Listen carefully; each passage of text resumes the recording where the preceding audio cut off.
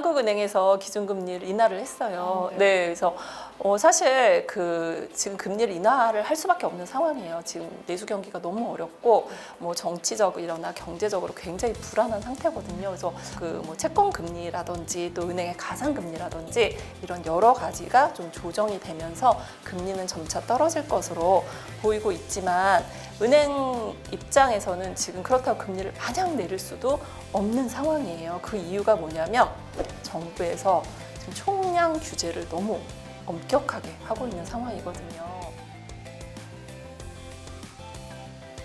네, 그렇다면 우리 실수요자들 같은 경우에는 어떤 대안을 좀 미리 마련을 해두는 게 좋을까요?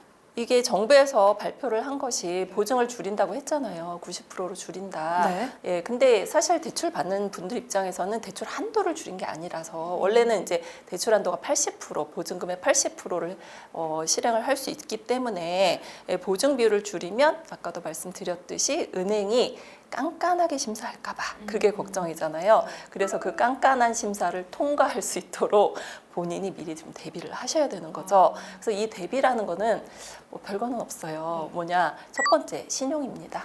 신용 등급. 그렇죠. 저희가 신용 점수라는 거 정말 중요한데 저는 약간 공기라는 표현을 좀 많이 써요.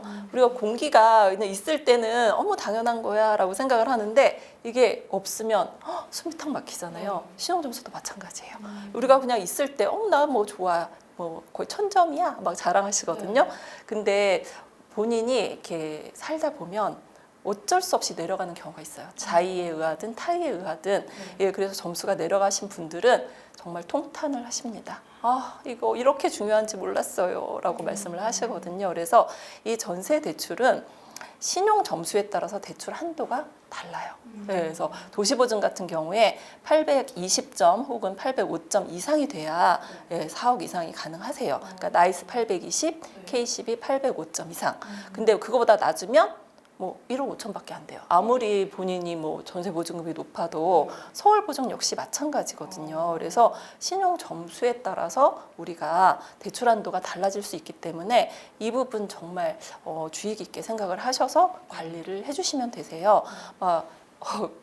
이게 습관처럼 연체하시는 분들이 있거든요. 맞아요. 네, 그냥 통장에 막 돈이 뭐 없는지 몰랐어요. 막 이렇게 습관적으로 연체하시는 분들 계시는데 그러는 거 정말 좋지 않습니다. 그래서 신용점수 확인하시는 게 제일 좋고요. 그리고 하반기에는 소득 비율을 본다고 했어요. 근데 지금 현재도 원래 주택 도시보증공사는 소득을 안 봅니다. 그 세입자분의 소득이 없어도 전혀 문제가 없어요. 근데 이제 앞으로 바뀔 예정이니까 그걸 대비를 하셔야 되는데 현재 농협은행은 보고 있어요.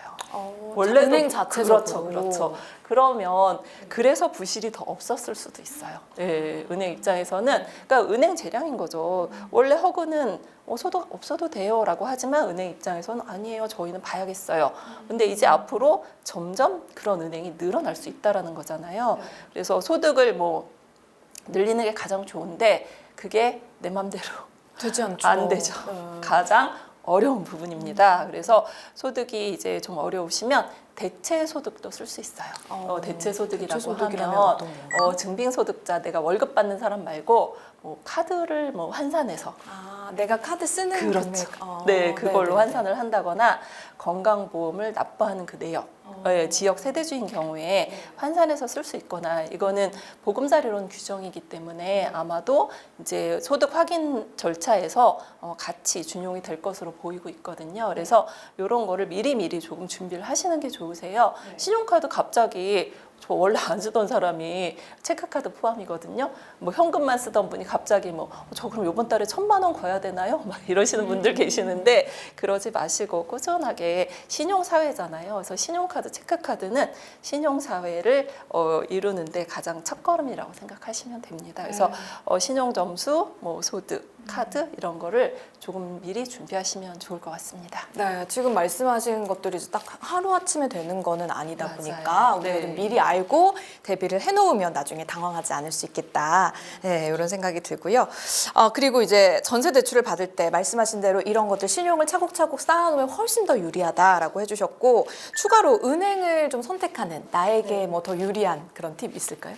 저는 이제 은행을 선택할 때 항상 제가 드리는 말씀이 꼭 주거래 은행 갈 필요 없다. 어. 네, 본인은 약간 습관처럼 주거래 은행을 좀 그렇죠. 찾게 되던데. 근데 제가 맨날 물어봐요. 네. 주거래 은행에서 뭐 해주나요? 어. 물어봐요. 그러면 본인도 이제 생각을 해보니까 아무것도 없는 거예요. 그래서 제가 뭐 해줘요? 달력이라도 보내주나요?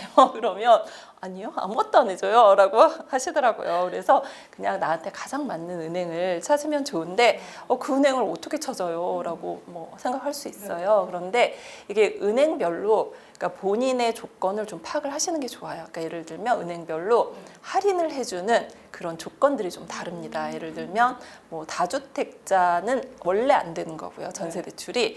그런데 그 아이가 많은 사람들 있죠. 다자녀. 예, 다자녀 이런 사람들은 또 할인을 해주는 은행이 있어요. 그게 은행마다 다르군요. 달라요. 네, 그러니까 아이가 많으면 뭐 전 은행이 해주나요? 아니고요. 은행마다 조금 다르고요. 또 그 다자녀인 게 혜택을 줬다가 또 안 줬다가 뭐 이렇게 또 수시로 바뀌기도 해요. 그래서 그 당시 본인이 내세울 수 있는 조건, 예를 들면 다문화라든지 다자녀라든지 아니면 또 뭐 공기업 다니시는 분들 할인해주는 은행도 있어요. 아니면 중소기업 다니는 분들 할인해주는 은행도 있거든요. 그래서 본인이 가장 내세울 수 있는 조건이 뭔지를 좀 체크를 해보시고 거기에 맞는 은행을 찾는다라고 하면 금리 0.1, 0.2 낮출 수 있어요. 그러면 훨씬 더 유리하게 금리 조건 받을 수 있으니까 그렇게 은행을 찾으면 좋을 것 같습니다. 네, 그렇습니다. 은행 한 군데에서 이제 대출이 막혔다고 좌절하지 말고 네. 여러 곳을 찾아봐야 한다. 맞습니다. 네, 그렇다면 이렇게 은행 자체 심사에서 뭐 여러 번 거절을 당할 수도 있는 거잖아요. 네. 그런 분들 같은 경우에 이제 소득이 상대적으로 낮거나 모아둔 자산이 많지 않은 뭐 신혼부부나 청년층들이 굉장히 많은데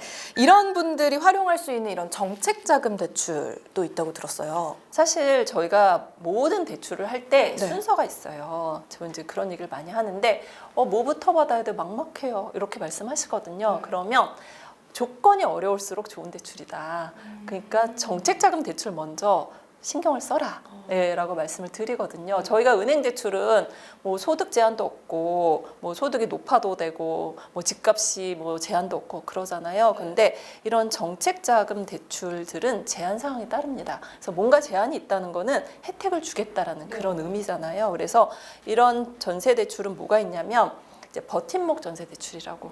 네, 이 정부 상품들이 이름이 되게 예뻐요. 버팀목, 디딤돌, 뭐 이런 식으로 그런 전세 대출을 이용을 하시면 금리가 조금 저렴할 수 있고요. 그리고 신혼부부 전세 대출 역시 서울시에서 하는 것도 있고, 그리고 각 기관이라든지 이런 데를 조금 더 알아보시면 신혼부부 혜택을 받을 수가 있거든요. 그리고 또 최근에 이슈가 되고 있는 상품이 하나 있어요. 뭐냐면 신생아 특례.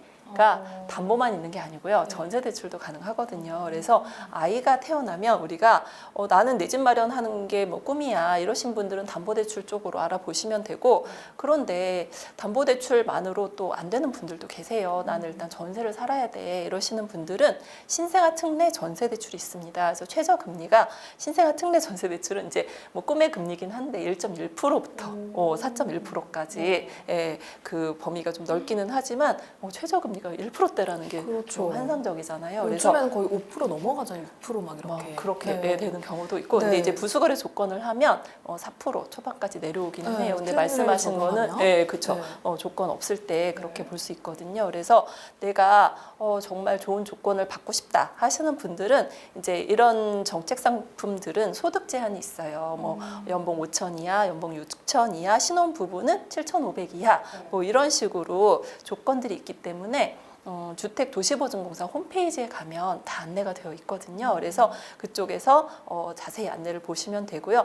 나는 무슨 말인지 모르겠다 이러시면 이 정책자금 대출들은 수탁은행이라고 해서 은행이 정해져 있어요. 그래서 아무 은행이 나가면 안 되고요. 근데 우리가 다 아는 은행이에요. 그래서 우리은행, 국민은행, 신한은행, 농협은행, 하나은행, 부산은행, IM뱅크 이 은행에 가서 상담을 하시면 아주 친절하게 상담 받을 수 있습니다. 그러니까 뭐 모두가 적용되지는 않지만 일단 1차적으로 정책자금 대출의 대상이 내가 되는지 그렇죠. 수탁은행을 통해서 한번 알아본 뒤에 그게 안 되면 이제 은행을 통해서 알아보는 게 이게 순서네요. 네, 기억을 맞습니다. 해야 될 것 같습니다. 네. 자, 그리고 뭐 올해 이제 금리 내려간다 얘기 나오고 있는데 사실 그와 반대로 또 전세자금 대출 금리 금리는 오르고 있어요.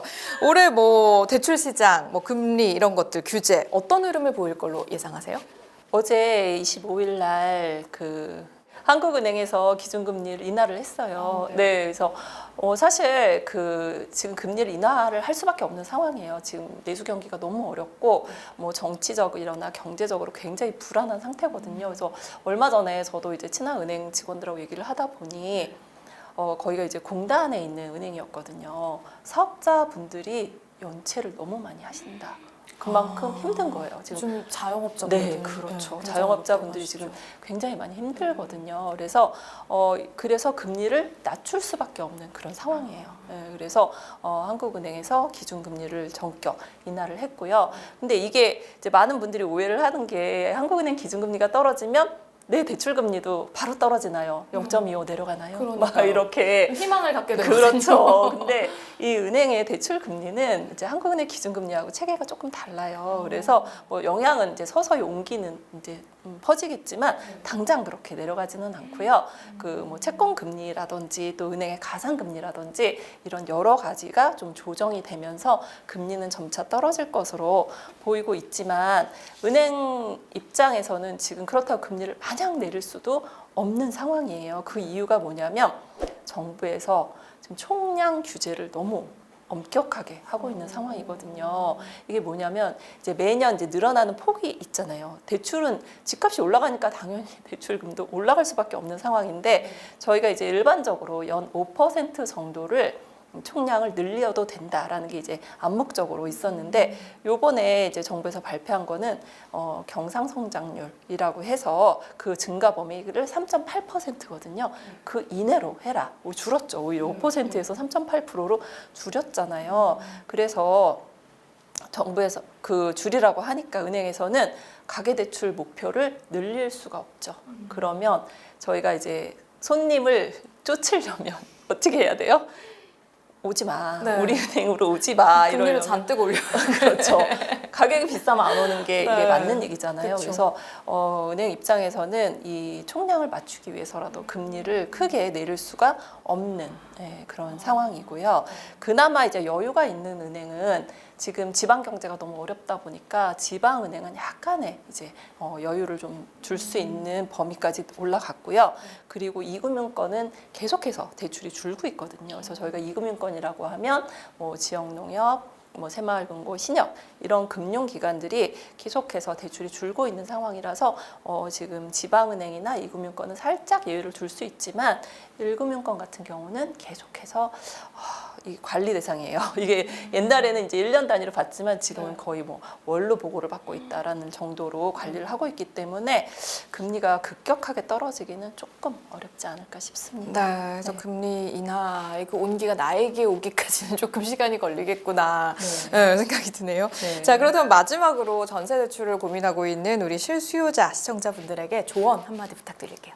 이 실수요자분들에게 정말 제가 드리고 싶은 말은 뭐냐면요. 이 전세 보증금은요.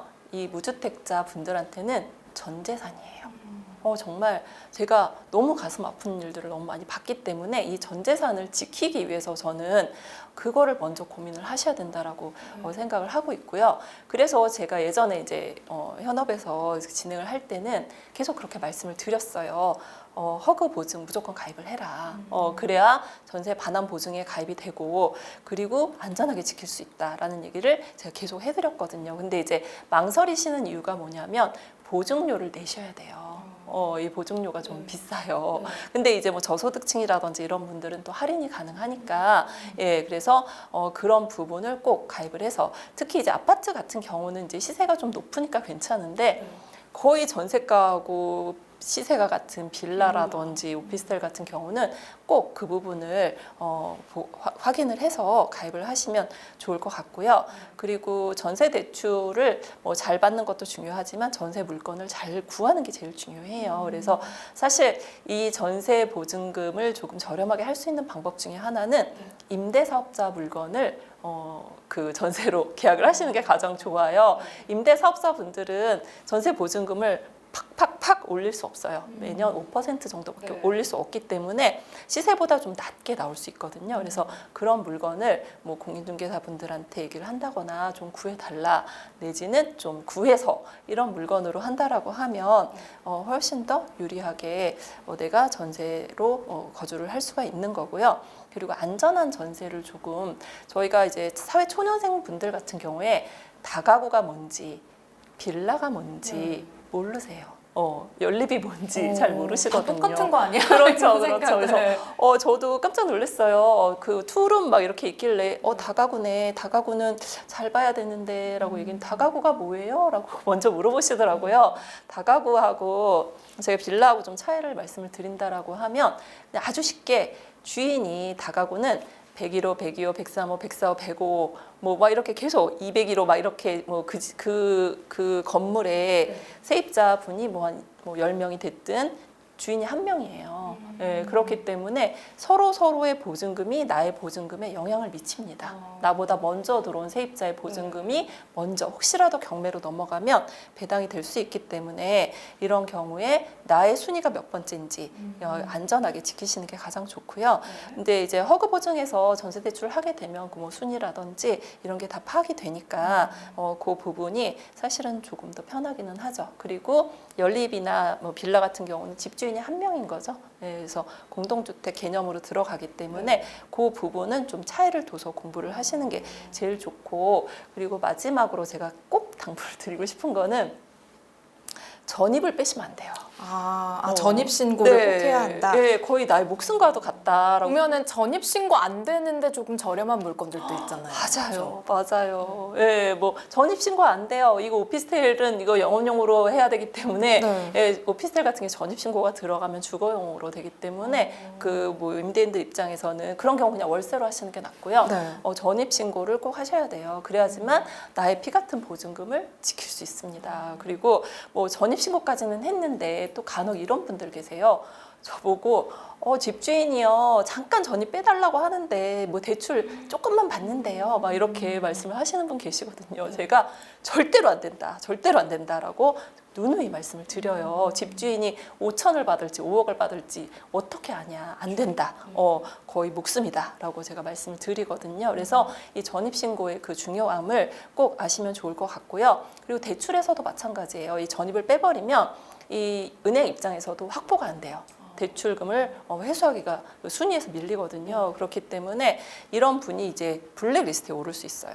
전입을 습관적으로 뺀다거나 은행에서는 알 수 있거든요. 그래서 전입 신고 뺐어요. 이렇게 연락이 올 때 있어요. 빨리 넣으세요. 이렇게 할 때 있는데 이렇게 되면 나중에 연장을 한다거나 다른 데에서 전세 대출을 받을 때 이분 예전에 전입 빼신 분이네요. 뭐 블랙리스트에 오르셨네요. 이러면 안 돼요. 전세 대출 제가 그런 분 몇 번 봤거든요. 그래서 전입 신고 굉장히 중요하니까 그 부분 좀 신경 써 주시면 좋을 것 같습니다. 네, 그렇습니다. 우리가 진짜 정말 전 재산을 지키는 일인 만큼 알아야 할 것들도 많고 또 신경 써야 할 것들도 굉장히 많은데 오늘 방송에서 많은 방법이 나온 것 같습니다. 사실 뭐 요즘에 뭐 경제가 어렵고 부동산 시장 어렵고 뭐 대출 시장도 어렵고 이런 얘기들 많이 있지만 그럼에도 불구하고 곳곳에 이 방법이나 팁들이 굉장히 많다라는 거 한 번 더 기억을 해주시면 좋겠고요. 이런 것들 오늘 알려드린 것들 잘 활용하셔가지고 올해는 조금 더 우리가 따뜻하고 풍요롭게 보낼 수 있었으면 좋겠다라는 생각이 듭니다. 자, 저희 키워드 부동산 레오대출연구소 김은진 대표님과 오늘 말씀 나눠봤습니다. 대표님과는 여기서 인사 나누도록 하겠습니다. 대표님 오늘 말씀 고맙습니다. 네, 감사합니다.